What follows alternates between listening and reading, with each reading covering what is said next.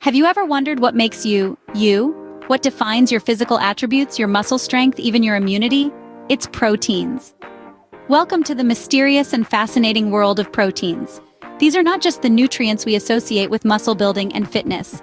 Proteins are, in fact, complex molecules that are fundamental to all life on Earth. They are the workhorses of our bodies, conducting a vast array of crucial functions that keep us ticking. So what exactly are proteins? Picture a long chain of smaller units called amino acids, linked together like beads on a string. There are 20 different types of these amino acids, and the unique sequence in which they are arranged gives each protein its individual identity and function. Proteins are the builders and the fixers of the body. They are the major component of our muscles, tissues, and organs, essentially making up more than half of the dry weight of our bodies. They are responsible for the structure of our cells and for carrying out repairs when damage occurs. But proteins don't just build and repair, they also defend. They are crucial for our immune system's function. Ever heard of antibodies? They are proteins that our body produces to fight off infections and diseases. Proteins also act like tiny machines or workers inside our cells, helping to transport substances, send signals, and carry out chemical reactions. They are like the gears and cogs that keep the machinery of life running smoothly. In essence, proteins are the very fabric of life. They shape us, protect us, and keep us functioning. Without proteins, life as we know it would simply cease to exist. So, proteins are crucial to our existence. Now, let's dive deeper to understand how these fascinating molecules work. Every single protein in your body starts as a simple molecule called an amino acid. Imagine a construction site.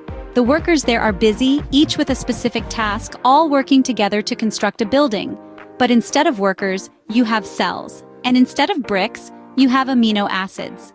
These amino acids are the fundamental building blocks of proteins, just like bricks are the building blocks of a house. There are 20 different types of amino acids that can be used to build a protein.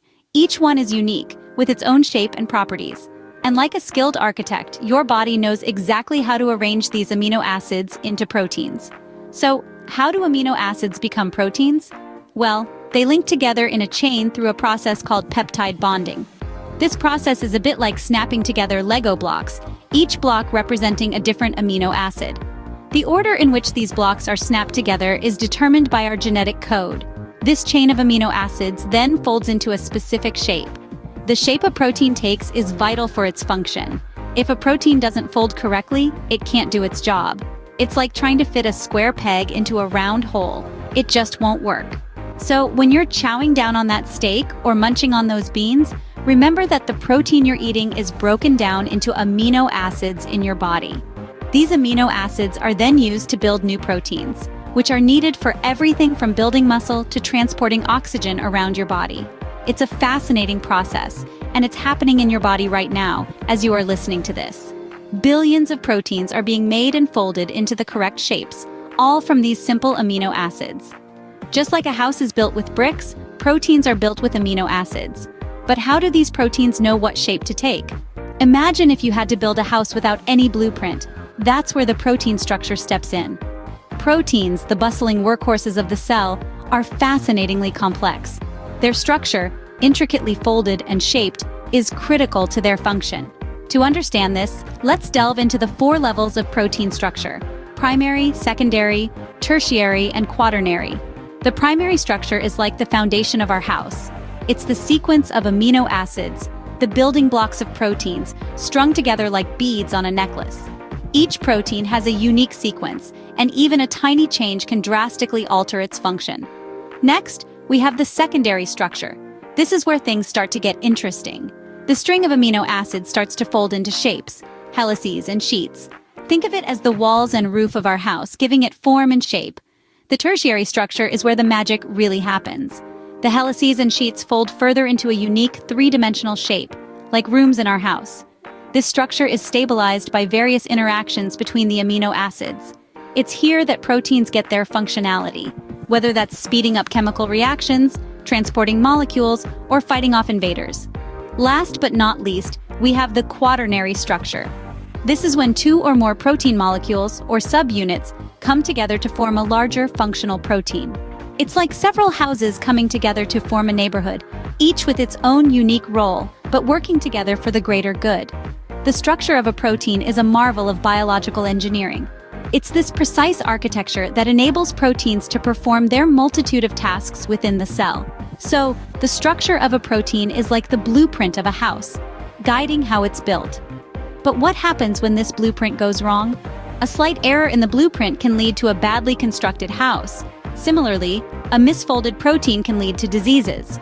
Now you may be wondering, how does a protein misfold, and why does it matter? Well, proteins are not just strings of amino acids. They are complex structures that need to fold in very specific ways to function properly. When a protein misfolds, it can't do its job correctly. It's like trying to fit a square peg in a round hole. It just doesn't work. And these misfolded proteins don't just sit around doing nothing.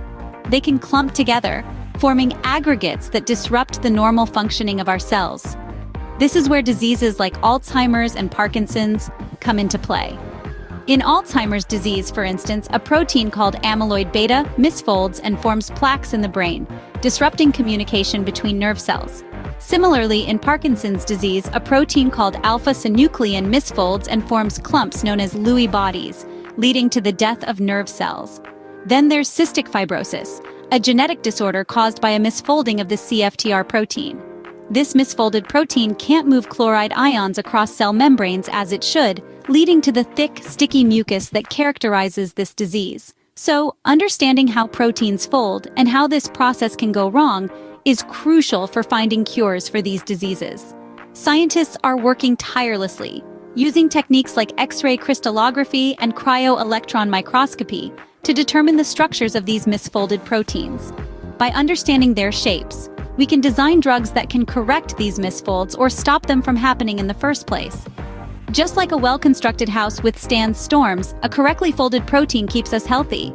But how can we ensure our proteins are well folded? Stay tuned as we delve deeper into the fascinating world of protein folding in our next scene. Proteins aren't left to their own devices. They have helpers, called chaperone proteins. So, how does this work? Well, think of chaperone proteins as the backstage crew in a theater production. The main actors, or in this case, the proteins, may get all the attention, but without the backstage crew, the play would descend into chaos. Chaperone proteins help ensure that proteins fold correctly. Picture a protein as a long, tangled string. To function properly, it needs to fold into a specific, complex shape. This is where our chaperone proteins step in. They guide this folding process, ensuring that the protein achieves the right structure. But what happens when proteins don't fold as they should? Misfolded proteins can cause serious problems, from diseases like Alzheimer's to cancer. Here again, chaperone proteins come to the rescue. They identify these misfolded proteins and help refold them correctly. They're like the protein world's quality control system, checking each protein and correcting any errors. In some cases, if a protein is too misshapen to be corrected, chaperone proteins trigger a process called proteolysis, where the faulty protein is broken down and removed. This is a vital function, as it prevents the buildup of harmful, non-functional proteins in our cells. But it's not just about preventing misfolding. Chaperone proteins also help proteins that have been damaged by stress or heat return to their correct form. They're like the protein world's emergency response team, stepping in when things go wrong to restore order. So, chaperone proteins play a crucial role in maintaining the health and functionality of our cells. They guide the folding process, correct misfolds, and trigger the removal of irreparable proteins. They're the unsung heroes of the protein world, working behind the scenes to keep everything running smoothly. Chaperone proteins are like the supervisors on a construction site, ensuring everything goes as planned. But what if we could manipulate these proteins? Imagine if we could design our own proteins to do exactly what we want them to do. This is the thrilling frontier of protein science, where the concept of protein engineering is taking center stage. But what exactly is protein engineering? It's a branch of science that dives headfirst into designing and constructing new proteins with desired properties, essentially tinkering with the building blocks of life to create something innovative and beneficial. Now let's take a moment to ponder the potential applications of this groundbreaking science. Picture a world where we can create new medicines tailored to fight diseases at their core, targeting the rogue proteins that cause havoc in our bodies. Imagine harnessing the power of proteins to combat some of the most challenging health conditions, from Alzheimer's to cancer. But the potential of protein engineering extends beyond the realm of medicine. Think about the environmental challenges we face today. We're grappling with pollution on a scale never seen before, with our oceans, air, and soil bearing the brunt. What if we could design proteins that can clean up this mess? Proteins that can break down harmful pollutants, turning them into harmless substances? This isn't a far-fetched dream, but a tangible possibility that protein engineering brings to the table.